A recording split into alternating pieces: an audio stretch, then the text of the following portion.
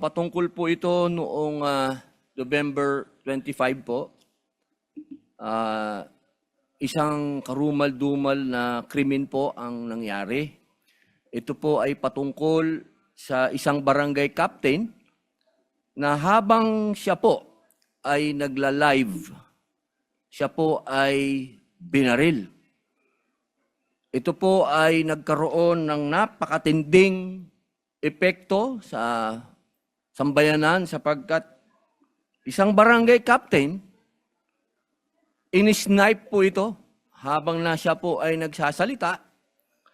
Siya po ay in-sniper, tinamaan at namatay. Ang pangalan po niya ay si Oscar Dodong Bucol Jr.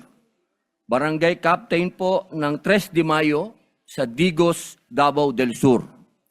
Ako po ay nag-file. Ito po, nasa kamay ko po ang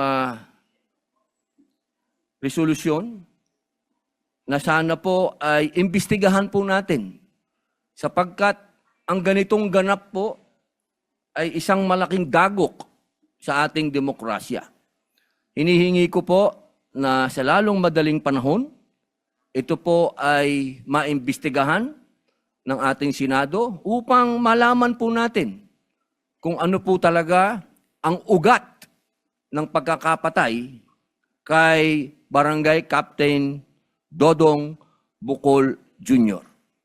Yun lamang po, Ginoong Pangulo, maraming salamat po sa pagbibigay ng oras sapagkat humihingi po ng hustisya ang pamilya at ang mga tao po ng 3 de Mayo, Digos, Davao del Sur.